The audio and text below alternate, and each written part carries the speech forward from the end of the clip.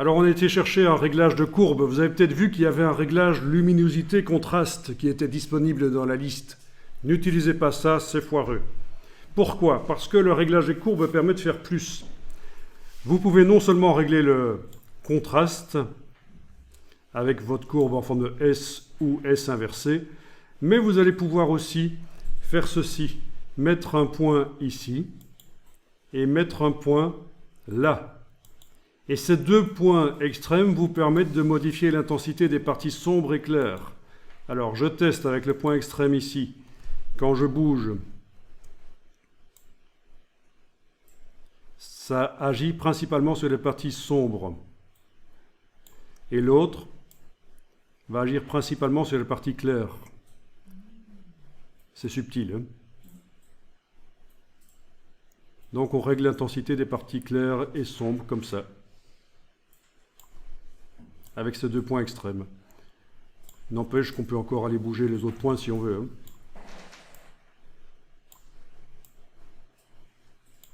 Donc on augmente la lisibilité de l'image, c'est vraiment important. Ok. Avec l'œil, on voit l'avant-après. C'est du cas par cas.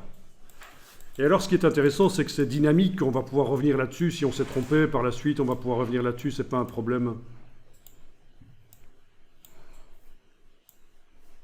Vous pourrez revenir là-dessus sans problème. Ah, le fait qu'il y ait un calque de réglage au-dessus n'influence pas du tout le fait que vous allez pouvoir revenir à l'intérieur du calque, travailler au tampon là-dessus si vous voulez. Oui, c'est complètement indépendant. C'est juste quelque chose qui se met par-dessus là pour modifier l'aspect de ce qui se trouve en dessous. Oui, on a aussi l'œil ici qui permet de voir avec ou sans calque de réglage. Alors, vous allez enregistrer, fichier enregistré, donc on a mis à jour le fichier sur le disque dur.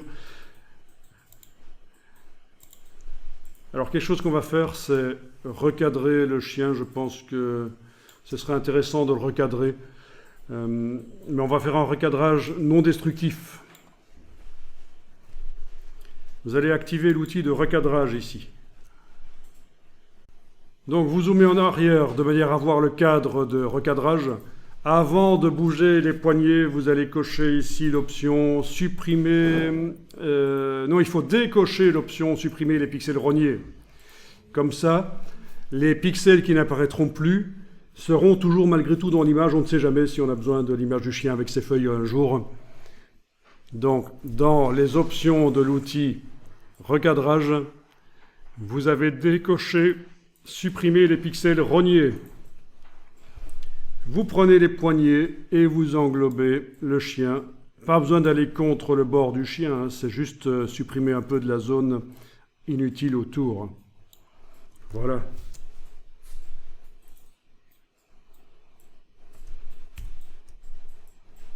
Et on valide avec le petit V. Et voilà.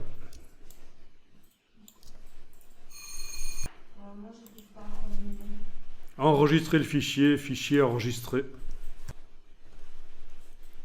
Voilà, vous allez pouvoir... vu que vous n'avez pas beaucoup de mémoire dans l'ordinateur, on ne va pas faire fonctionner Photoshop et Illustrator en même temps.